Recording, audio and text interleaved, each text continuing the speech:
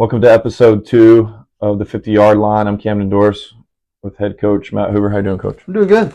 Coach, great game coming out of onto the season. Start 1-0 against Highland Park last week. Winning that one by a score of 27-0. Just some stats real quick. Creed Newkirk, who we talked about last week on the show, and then been highlighted with Cale Steed and Press Pass Sports. Creed was 4 of 8 passing, 1 touchdown. 63 yards in it, but he really shined in the running game. 10 carries, 120 yards, and 2 touchdowns for Creed there. I thought Abraham really stood out, at the receiver spot. He had 2 catches, 47 yards, but and 1 touchdown for himself. But I thought he just really, went out there and was rangy. Yeah. Now, I've as I said last week when we talked about it, how they kind of have that connection, Right. throughout the summer, and it was kind of the same same thing going into the game. Last week they were able to hook up a couple times, and for some big plays when we needed them, because we were on the struggle bus at that point in time. But they came in and made a play right before the half to give us a little bit of breathing room. Yeah.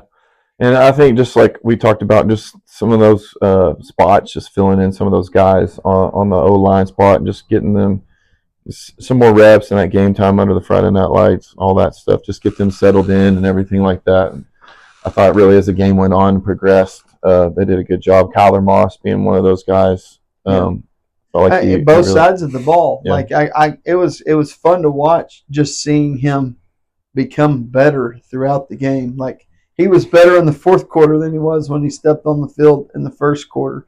So that's a testament to those guys that haven't had a whole lot of experience. They were taking coaching, and they were doing what we're asking them to do, and they were getting some results from it as the game went along. Right. Yeah, that's what you want. You want those guys being coachable and getting in there and doing just executing what you're asking them to do, especially at game speed. That's tough, but that just shows, like you said, what they want to do and they can do, and so just getting that game time stuff. You don't get any better if you're not in a game. That's right. Like, I mean, you can practice all you want. Yeah. It doesn't matter till live ammo is coming at you. That's right. And so that's how you get better. Just get on the field and get reps. Coach Lawrence and the offense, 226 yards total offense. On the other side of the ball, your defense, Jackson Graves, All-Stater coming back, really shined. They tried to triple team him. They tried to chip him with the running back, and he's still wreaking havoc in the backfield. He had 13 tackles for Jackson, 8 tackles for loss. He also had 4 sacks already in game 1 of the season, and then 2 caused fumbles for those. One of those he punched out, and Diego picked up, scoop and score for himself. Just, nobody had that on their bingo card that we were going to get a defensive touchdown first. So that's always fun when you get those. Yeah, those don't come very often, and those 2 guys, they're both guys that can make stuff like that happen. And good things always happen at the ball, and they did that time for sure. Yeah, Jackson just flying around, just was a menace in the backfield, making the quarterback, just flushing him out of the pocket. Just hurrying the quarterback a lot, and now later on down the game, it made made him make some bad decisions and threw an interception. Garrett Ashurst getting his first pick of the season in there in return. And going back to Diego, some stats for Diego: had 11 tackles, 4 tackles for loss, and a sack. And one of those, again, like we talked about, scoop and score, 50-something yards on his return there for a defensive touchdown. Yep. Like I said, we had one of the guys that was been playing a lot got hurt earlier in the week, and so we just limited him straight to offense. And we had Aaron Barone kind of step in for him. He was flying around and making lots of tackles. And everyone's like, "Where'd this guy come from?" Yeah. Like, he's a good football player. Yeah, he is. And he's just going to continue to get better at that spot. And once when Carlos gets a little bit of he gets his feet back under him. He twisted his ankle Wednesday in practice. That's the worst day to do it. No good. He's going to be able to, keep those guys fresher longer. And it's just going to help us, build on Yeah. what we're doing defensively. Yeah, too. your package stuff, you can roll guys in and out and keep them fresh and Yep. do different things, and that's huge. Your defense holding Highland Park to 87 total yards offense, and then the offensive side of the ball, 226 yards production there from Creed and those guys on that side of the ball.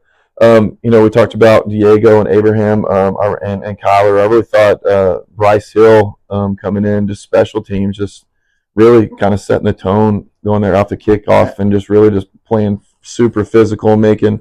I think he made almost all the tackles there on every one of special them on teams. kickoff because we kicked one out of bounds, and so it was good that you get a new guy that comes into the fold and he's able to go out there and be a contributor, and we're gonna look back weeks down the road and be like, oh, that was cute. Yeah. I mean, he's just going to continue to get better for us. But it was nice to see that he got out there and he was able to get in the mix and get down there and make some big plays for us in the kicking game. Yeah, just really flying down there, pinning them deep, and then also just playing physical. Just like I said, just setting the tone. Everybody likes a good hard hit and things like that. There was a lot of physical. I thought the defensive side of the ball just. And offensive too, but I just thought defense, just a lot of big hits, lots of physical football. That's what we were on week talking one. about, on our weekend stuff. Like, we had some big hits. Like that's good to see early. So hopefully we, continue to build off that and get better because of it. Israel flying, playing safety, just coming downhill and making, big hard hits at the line of scrimmage. Things like that, and just the linebacker core, and then D-line. I just thought, at all levels, the guys came in and just played physical on the defensive side of the ball. For sure.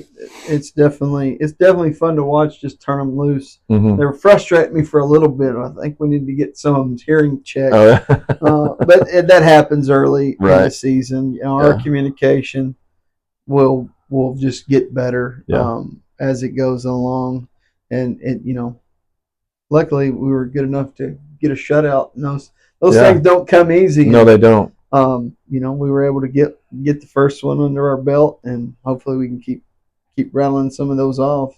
I hope so too. I think just offense is really starting to gel together and get some of those guys. Offensively, I felt like we struggled just a little bit just because of our lack of experience. Yeah. One of the things we knew we had to really emphasize after the game was, we had to work some real fundamental things that we were able to get away with in scrimmages and in practice up to date, and now we know that until we get that fixed, we're going to keep seeing some of the same looks that we saw just because we were taking just bad angles, and and we'll get better because of fixable. it. Oh, 100% fixable. Yeah. We were just taking, the wrong step here or wrong step there. That, and that it'll all come together. Yeah. Get it going. Right. Moving on to this week's game, traveling down to Morton. I know you always want to get at least one. You're going to get a couple of bus trips this season, but you at least want one just to get those guys kind of just playoff ready, just so they can know how to react. Coming off the bus and preparing. This one's it. This one's it. Yeah. Yeah. This one's it. It's a long trip, but I think we've had some long trips the last couple of years that all these guys have been on. So I don't anticipate it being an issue. It's one of the things we're going to emphasize all week in practice is just, hey, how are we going to handle this week? Right.